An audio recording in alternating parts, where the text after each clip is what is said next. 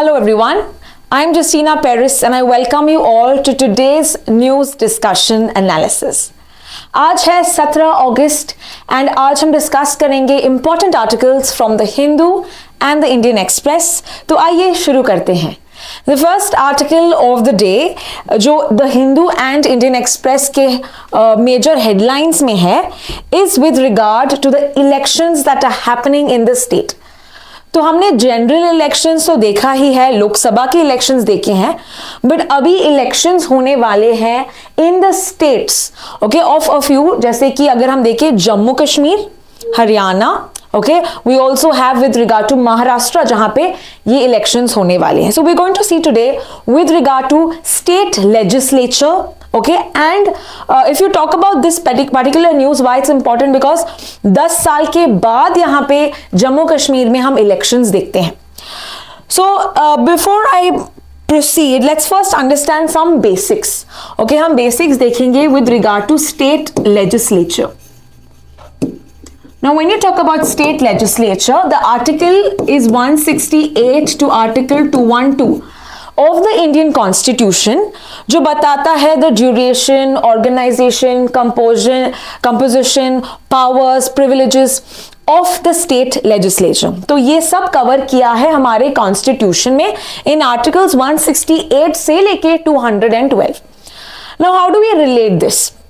जैसे हमने देखा है सेंटर में, सेंटर में the three important organs of the center, which is legislature, executive and judiciary, right? So legislature में कौन होता है? legislature में हमारे पार्लियामेंट या जो important दो हाउसेस है, that is Lok Sabha and Rajya Sabha, right? recent जो elections थे, that was for the 18th Lok Sabha, where the people vote, right? People have the power to vote in the Lok Sabha, right? And executive में कौन से bodies होते हैं या persons होते हैं? You have your president, vice president, apart from that your prime minister and council of ministers, right? That makes the executive organ of the central government.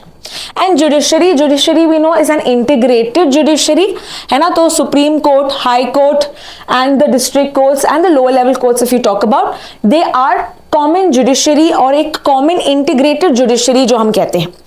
Similarly states में भी हम देखते हैं, okay, so अलग अलग states में हम देखते हैं कि there is some common thing like legislature, executive and फिर आता है हमारा judiciary. As I said, judiciary जो हमारा law making body है या you can say law protecting body है, that is your judiciary, which is an integrated judiciary. And ये जो है it is somewhat similar to what we see in the center. तो legislature में हम देखते हैं state legislative assembly, SLA लिखा है, state legislative councils, state legislative councils. Now this is something very important to know, that not all the states have a state legislative council. Okay, not all the states. So how many states have a state legislative council? There are about 6 states that have a state legislative councils. कौन से ऐसे states हैं? जैसे कि Andhra Pradesh, Telangana, okay, Telangana, then you have Maharashtra, Bihar, Karnataka, okay, so Maharashtra, Bihar, Karnataka, so ये हुए हमारी 5 and then you have Uttar Pradesh. Okay, so let's think of a trick to remember these states. ठीक है, so हमने देखा MBA is Maharashtra, Bihar and Andhra Pradesh. Okay, Andhra Pradesh है तो उसका जो डिवाइडेड वाला था वो कौन सा है? Telangana. Okay, and think of Bihar है तो we'll add Uttar Pradesh. Okay, and finally we can also add another last state is K. Okay, that is something separately we have to remember. So MBA TUK, ठीक है. So you can make your own way to remember this. And ये 6 states के पास 2 bodies है, legislative bodies हैं. So यहां पे हम देखते हैं this is nothing but bicameralism. Bicameralism is nothing but having two bodies, okay, जिसको हम विधान सभा एंड विधान परिषद कहते हैं, right? Vidhan Sabha is your state legislative assembly and Vidhan Parishad is your state legislative council.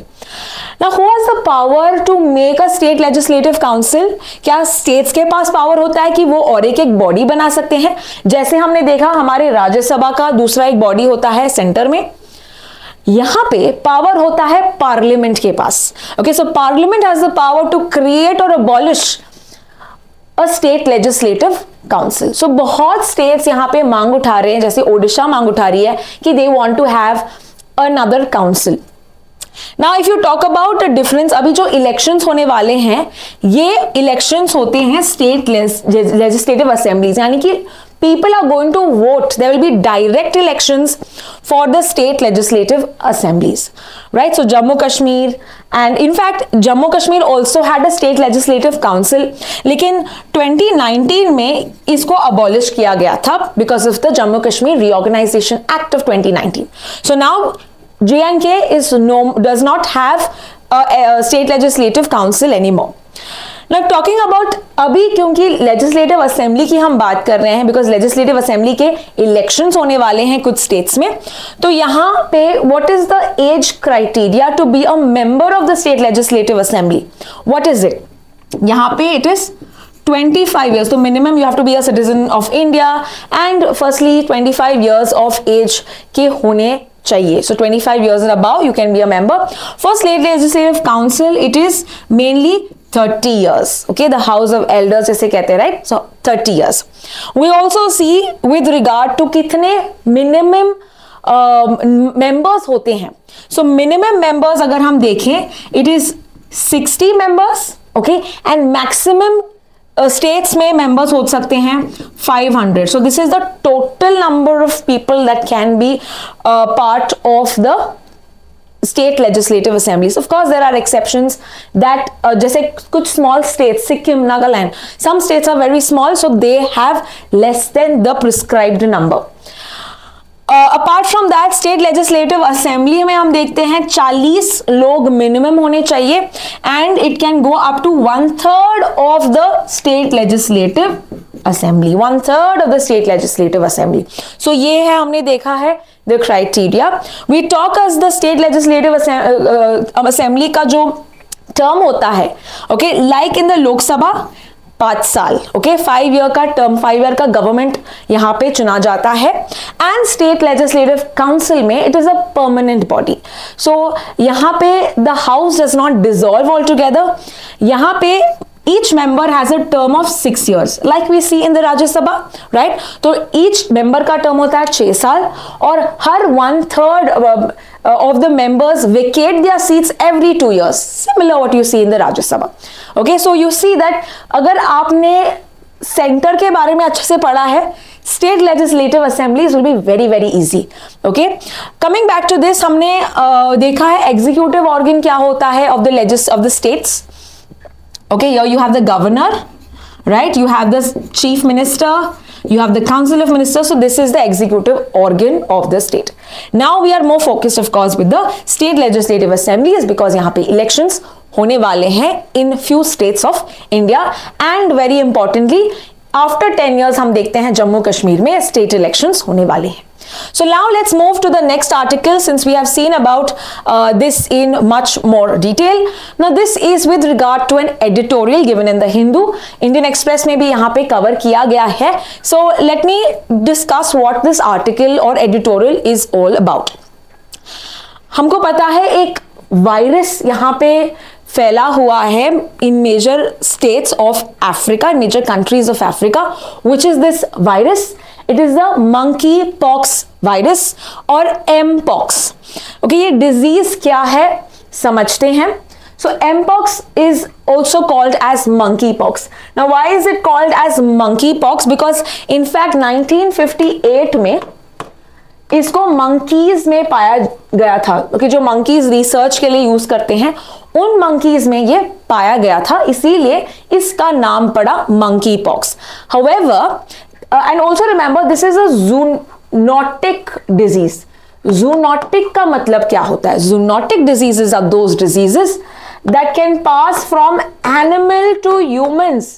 तो अगर एनिमल में है, जैसे if you talk about COVID, right, coronavirus, right, so that is also zoonotic virus. So zoonotic diseases are those that pass from animal to humans. तो humans में कब पाया गया था? In 1970. Okay, 1970 it was found mainly in the African regions. ये जो virus है, it belongs to the family of Poxviridia family. तो ये वायरस का एक फैमिली है which also is responsible, यही फैमिली फैलाता है smallpox. Okay, is responsible for smallpox. So that is how we see something very similar, and इसको नाम दिया है mpox. Now remember, there are two clades of monkeypox virus. Clades का मतलब है types. दो types के होते हैं, clade 1 and clade 2. clade 1 जो सेंट्रल अफ्रीका में देखा गया, ये जो स्ट्रेन है अफ्रीका में पाया गया है, दूसरा वेस्ट अफ्रीका. इसमें से डेडलियर कौन सा है? डेडलियर है clade I. Okay, clade 1 is the more deadlier type.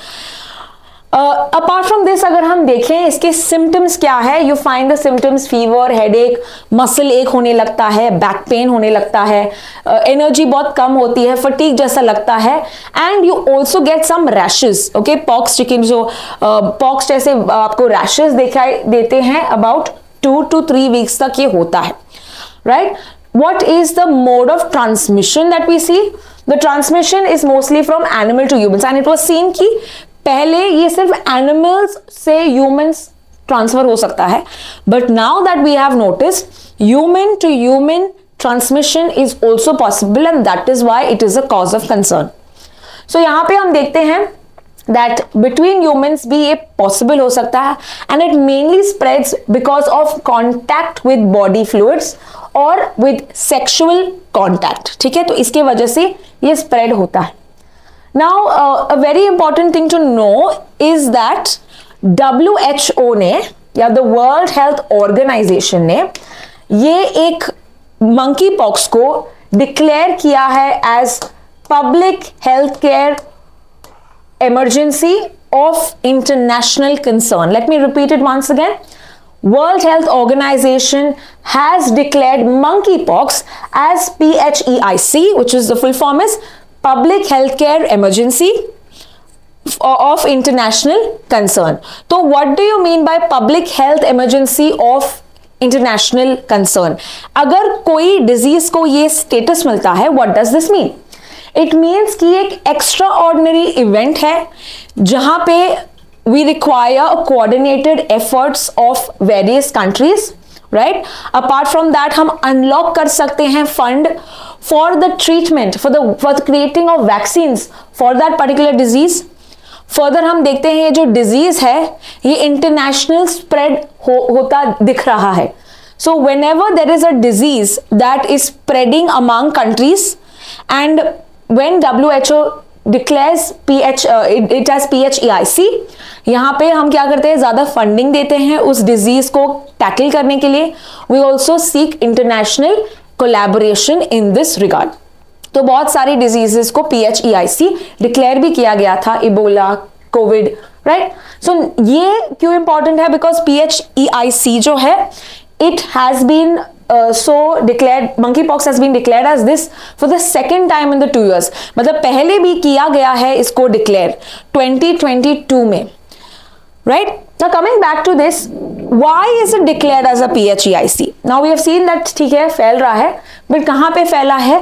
Mainly in African countries. Okay, और यहाँ पे कह रहे हैं कि 15,000 से केसेस यहाँ पे हो रहे हैं.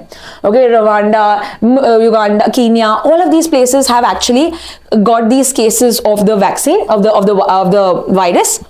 एंड अपार्ट फ्रॉम दैट हम देखते हैं स्वीडन में भी एक केस यहाँ पे आया है. स्वीडन, सो यूरोपियन कंट्री में भी एक केस आया है. So that is a matter of concern that it is spreading. क्या इंडिया में केसेस हैं? Now you must be hearing कि हाँ monkeypox तो सुना है तो हुआ है, नहीं. Pakistan has reported the first case, so we can just see that is another expert from the today's newspaper कि Pakistan records the first case of monkeypox in Asia. Right? तो यहाँ पे 3 केसेस पाए गए थे जब स्कैन किया तो. So you must have heard that the case was in India. Right. So how can this be the first case? हमारा जो केस हमने सुना था, right, that was mainly the different variant. Now we are talking about another variant. ठीक है. और जो 2022 में हम देखते हैं केरला में बहुत सारे केसेस हुए थे. बट ये जो वेरिएंट है, ये क्लैड 1 का जो वेरिएंट अभी ज्यादा फैल रहा है. क्लैड, इसका भी टाइप है clad IB. Okay, this is more spreading. Clad 1B. Okay, what we saw in India was this clad 2, which is less deadlier than the other, you can say the other type. तो ये वाला जो है 1B का जो type है clad 1B, ये फैल रहा है. इसीलिए WHO ने अभी डिक्लेयर किया है the PHEIC for monkeypox. So now we have understood it far more in detail about monkeypox. Treatment की अगर हम बात करें, what is the treatment for this particular disease? Okay, अभी तक ट्रीटमेंट तो पाया नहीं गया है, बट जो वैक्सीन है, वैक्सीनिया, ना vaccinia is the same vaccine that was used for small pox. तो अभी हम ये अगर देखें तो ये 85% एफिशिएंट है. इसकी जो एफिकेसी है 85% है. So this can be one fruitful thing for treating your monkey pox. So let us now also understand about World Health Organization, क्योंकि हमने डिस्कस तो किया है बहुत बार, but just have a quick recap. So World Health Organization कब establish हुआ? 1948. Exact date क्या है? 7th April, and that is why 7th April is called as World Health Day. Right. अगर हम देखें 194 मेंबर कंट्रीज हैं. इसका मेजर काम है to ensure the safety of public health, right, to ensure global public health. Headquarters कहाँ पे है? Geneva, Switzerland. We know that every year we have the World Health Assembly. इस बार 77th World Health Assembly हुआ था Geneva, Switzerland में. और ये जो World Health Assembly का काम क्या है? Mainly it is a decision making body of the World Health Organization. So help करता है वैक्सीनेशन कैंपेन्स के लिए, emergencies response. You know, it's like helping countries specially with regard to the low developing or least developing countries with regard to health care response and funding. Okay, it is funded, जो है इसका जो funding है, it can be by the member के fees. Okay, members fees based on wealth, population and voluntary contribution. So contributions भी करते हैं and member के भी कोटा होता है, and that is how this body is funded. Is India a member? Of course India is a member, and India became a member in 1948. So this is with regard to the World Health Organization. Now let's proceed to the next article, and this is with regard to international news, जहां पे हम देखते हैं कि Thailand gets a new prime minister. Now she is one of the youngest prime ministers that we see, and the only second female to be a prime minister of Thailand. तो कौन है? इनका नाम क्या है? The name of this person is Paetongtarn Shinawatra. ठीक है, तो miss Shinawatra is the prime minister of Thailand. Now important aspect that as I said कि ये सेकेंड ही फीमेल है. उनके पहले इनकी आंटी भी रह चुकी है जिनका नाम है Yingluck. ठीक है, Yingluck also had, so she has been also, so she has been the first female. Now coming back to Shinawatra, that is Paetongtarn Shinawatra. इनके जो फादर है ये भी प्राइम मिनिस्टर रह चुके हैं. He is a business tycoon, and it is said कि दोनों, उनके फादर और उनकी आंटी, दोनों को आमिर ने आउस्ट किया था. ओके, सो होपिंग कि उनका भी जो एक टर्म है, we hope that it does not reach the same fate like her father and aunt.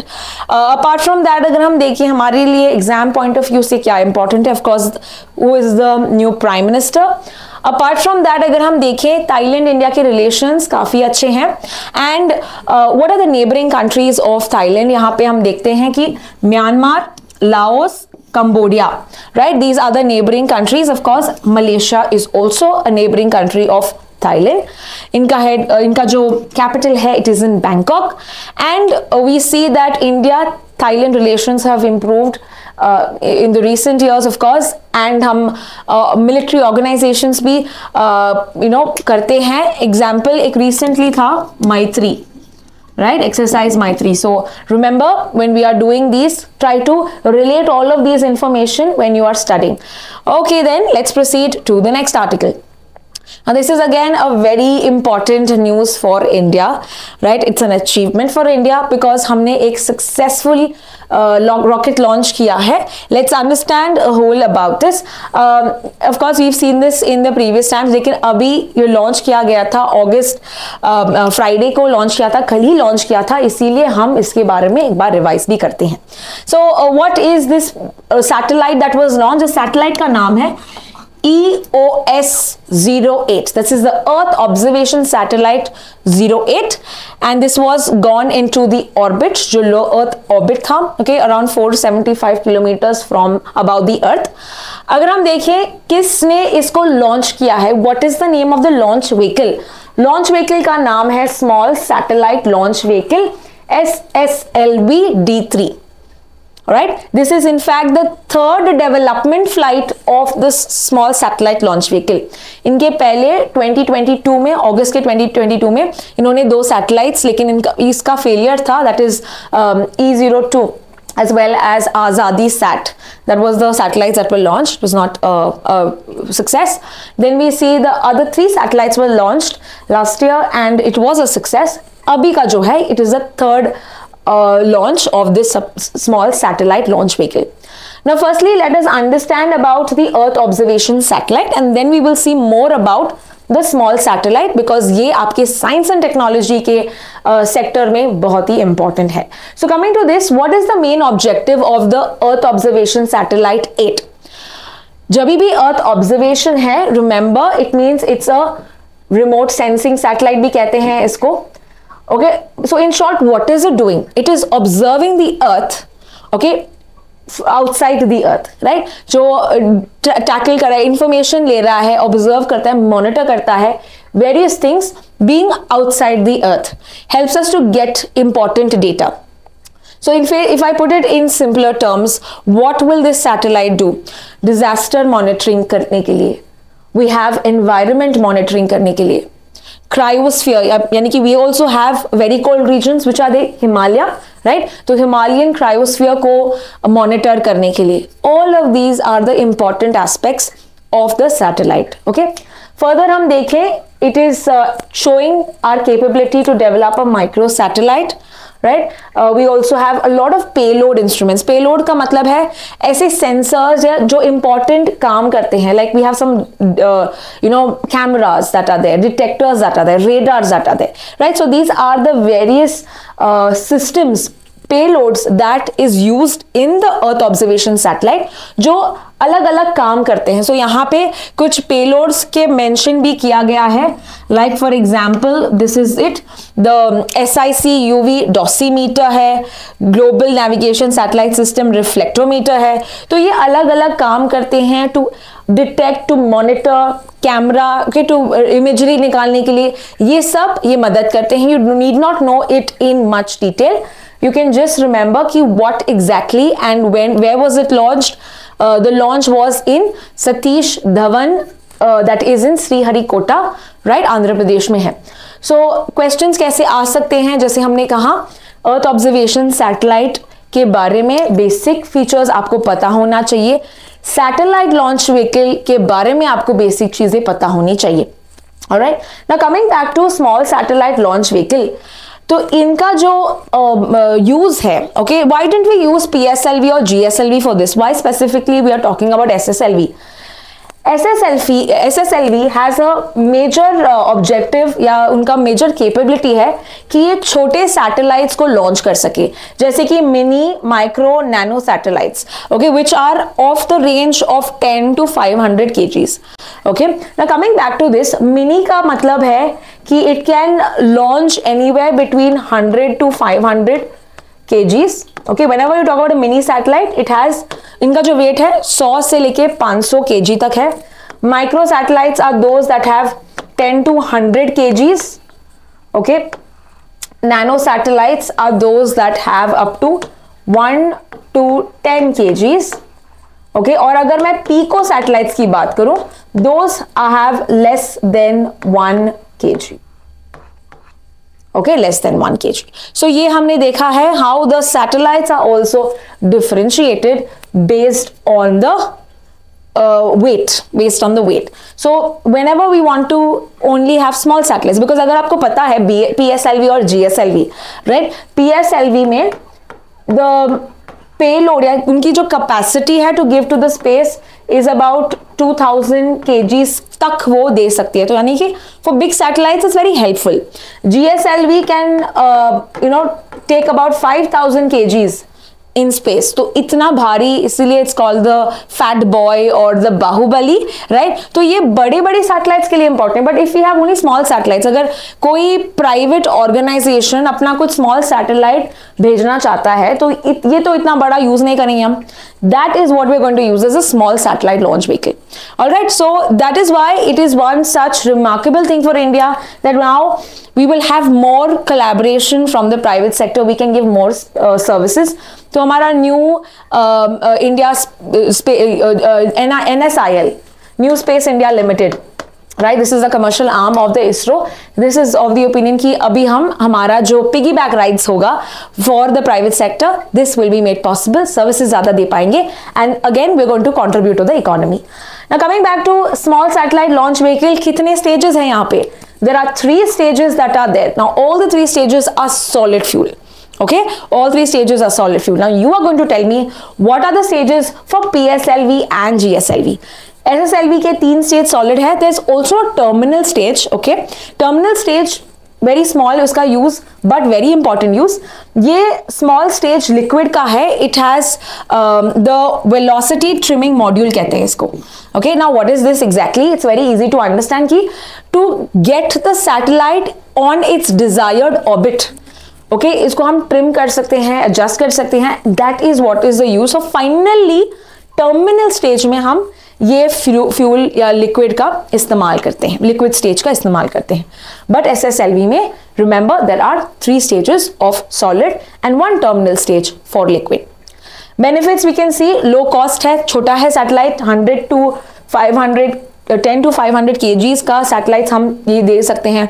So less turnaround time. We saw that 17 minutes later it was injected, so that is we can also see how fast turnaround time इसका कम है, and these are the major benefits of the SSLV. So let me proceed to the next article now, and this is with regard to UCC. However, UCC हमने कल भी cover किया था, तो अगर आपने UCC के बारे में हिस्ट्री जाननी है, पूरा आर्टिकल समझना है, don't forget to watch yesterday's video 16 अगस्त, जहां पे UCC के बारे में कवर किया था. मेनली बिकॉज प्राइम मिनिस्टर के इंडिपेंडेंस डे के स्पीच में ही talked about secular civil code, nothing but UCC. So therefore read that and we see that आज के आर्टिकल में भी इसको कवर किया है, बिकॉज सुप्रीम कोर्ट ने पुश किया है for UCC, but it has refused to enforce it. It is looking at the government agencies, the law making bodies, to parliament to enforce it. तो ये आप कल के वीडियो में देख लीजिए. Now let's proceed to the next article. This is with regard to some more important schemes that are important for you for your exam. तो centre ने यहाँ पे एक नया सिस्टम लॉन्च किया है. सिस्टम का नाम है कृषि डिसीजन सपोर्ट सिस्टम. नाम से पता नहीं चलता क्या है. कृषि समझते हैं कि फार्मर के रिलेटेड तो कुछ होगा ही, right? So let us understand agriculture से रिलेटेड कुछ होगा ही. So what is it exactly? Krishi Decision Support System is launched by Ministry of Agriculture and Department of Space. A question: Department of Space कौन head करता है? Department of Space is headed by the Prime Minister. Okay, so हमारे Prime Minister, apart from Department of Space, कौन से department या कौन सी ministry is looked after और headed by the prime minister? Okay, which is the other ministry or other department that is headed by the Prime Minister? You are going to tell me in the chat box. So I'm going to see the answers and I'm going to see and like the answers if I see the correct answer there. All right. Okay, coming back. अभी इसका objective क्या है? Now, as we see, it is a digital platform, geospatial platform. तो यहाँ पे space से related कुछ तो हम देख रहे हैं. तो ये क्या करेगा? This will give us access to information. Okay, satellite images हमको मिलेंगे of the farms, weather information मिलेगा, वाटर स्टोरेज के बारे में पता चलेगा, ground water levels, soil health information, we'll know about the crop health. Okay, all of this we will know through the access of satellite images by the collaboration of the Agriculture Ministry and the Department of Space. Now, what are the benefits? अगर ये portal, you know, of course, what are the major significance of having this system? यहाँ पे हमको crop pattern समझने के लिए, government को crop pattern भी समझने के लिए they will have a better understanding, they can do different policies based on this. Drought monitoring, तो अगर ड्रॉट है किसी जगह में तो उसको मॉनिटर करने के लिए, ओके, उसमें better you can say measures लाने के लिए, this will help the government, this will help them to take better decisions, right. That is why the name decision support, right. Apart from that हमको real time information देगा soil moisture के बारे में, water storage के बारे में, crop conditions, dry spells etcetera. So it will help us to also get information with regard to agriculture and again help governments to take adequate steps. Finally, crop weather watch feature. Okay, so we can watch the health of the crops in this aspect, and field parcel segmentation. इसका मतलब है कि field में भी if we divide them into different parcels or different segments, ठीक है, there may be some segments that are doing far well than the rest of the field, right? तो यहाँ पे to understand more about even fields, because there is not necessary कि सब field में same situation हो, है ना, तो ये भी हो सकता है, तो इसके लिए भी ये मदद कर सकता है, is what the government says. So this was with regard to the new system that was launched by the government, Krishi decision support system. Let us now proceed to the last article of the day, which is given in the Indian Express. What is it about? Centre ने finalise किया है tender to procure 1000 GPUs. GPUs का full form है graphic processing unit. तो हमने देखा है कि गवर्नमेंट अभी प्रोक्योर करने वाली है 1000 GPUs.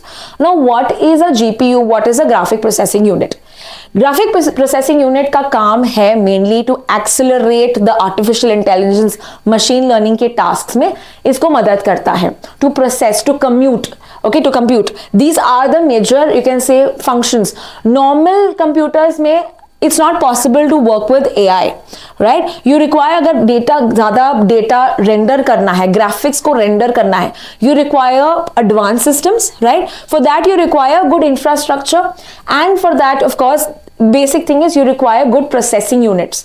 तो ये है ग्राफिक प्रोसेसिंग यूनिट्स. सो अभी सेंटर प्रोक्योर कर रही है 1000 graphic process unit as part from its India AI mission.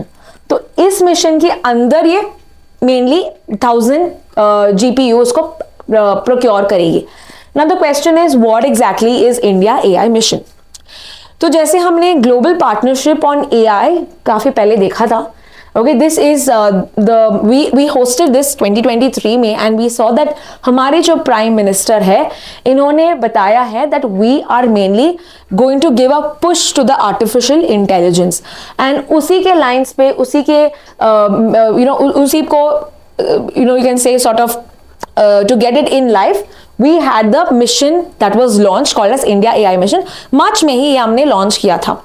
So now the government is doing more steps to mainly fulfill this mission. What is this mission? Let us understand. इस mission का aim है कि हम एक ecosystem बनाएं for artificial intelligence. Okay, we are going to encourage the use of AI in health care, in police या law and order, in banking systems, हर जगह, हर सिस्टम्स में हम एआई को इंटीग्रेट करें. We also want to ensure skill development, many people going for the research of it, and mainly with the vision of making AI in India and making AI work for India. तो ज़्यादा jobs भी हम create करेंगे and उसका benefits भी India उठाएगी. Further, we also see the government is funding the private companies ताकि हम AI के जो ecosystem है उसको और भी ज़्यादा increase करें. So private companies को भी funding होगा through this India AI mission. Now ये पूरा जो मिशन है इसका पूरा बजट है 10,000 करोड़ रुपए, over 10,000 करोड़ रुपए, and that is going to be for the next 5 years. And as part of this specific mission only, we have taken 1000 GPUs. We have procured 1000 GPUs, and this is going to benefit the startup, the companies that are in India that are mainly working for AI. अगर हम देखें actual में India AI mission talks about 1000 GPUs का computing capacity. Okay, तो यहाँ पे हमने बस 1/10 को लिया है, प्रोक्योर किया है, not a very big number, not a very significant, because the target is that 10,000 GPUs का प्रोक्योरमेंट। इतना यूज करेंगे तो डेफिनेटली एआई में इकोसिस्टम को बेटर होगा। The ministry that is responsible for the India AI mission is mission for electronics and information technology, या मेटी कहते हैं। एंड इंप्लीमेंटिंग एजेंसी जो इसको ग्राउंड या ग्रास रूट लेवल पे इंप्लीमेंट करेगी, it is India AI independent business division, जो है digital India cooperation. So this is with regard to the India AI mission and with regard to today's articles. I hope you have found this very interesting, and don't forget to watch the 20 question videos, क्योंकि यहाँ पे हम जो भी हमने आज discuss किया वो 20 questions में हम देखेंगे. Thank you so much.